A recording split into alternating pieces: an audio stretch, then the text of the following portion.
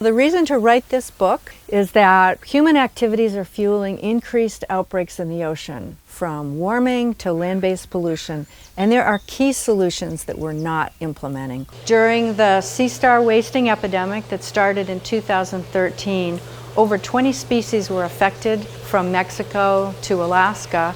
This is the sunflower star that we worked on to determine that the virus was the causative agent in this wasting disease epidemic. This is the one that always died first and most catastrophically. The reason I'm so excited and happy to see a tank with a bunch of them in it is this species is actually imperiled by the wasting disease epidemic. These were as common as a robin before the epidemic. They're virtually absent in California and very rare all the way up to northern Alaska.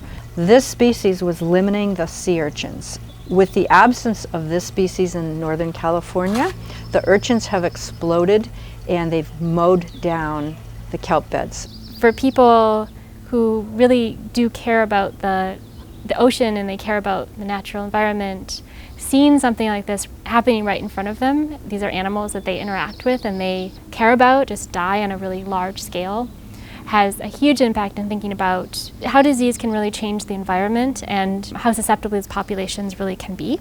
Corals are kind of our poster child for the big impacts of climate change on infectious disease. Abalone are less well known to people, and yet it's one of the most interesting infectious disease stories in the ocean. Salmon are a vital food from the ocean and have been threatened worldwide by massive outbreaks of viruses that have endangered our ability to farm salmon and caused huge economic costs. So collectively, these 4 outbreaks allow me to tell the story of the climate drivers of recent infectious diseases, the economic costs, and the biodiversity costs.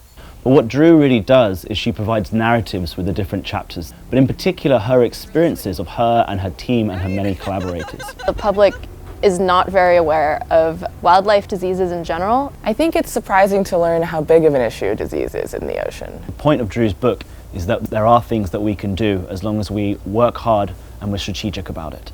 She tells these stories in such a way that urges the reader to take a stand to help save our oceans. We work hard, it's kind of a 24/7 job, but it's also pretty exciting. There's been a lot of cool adventures involved with living underwater, trying to solve these mysteries. There are a lot of possibilities for things we can be doing better to improve the health of our oceans.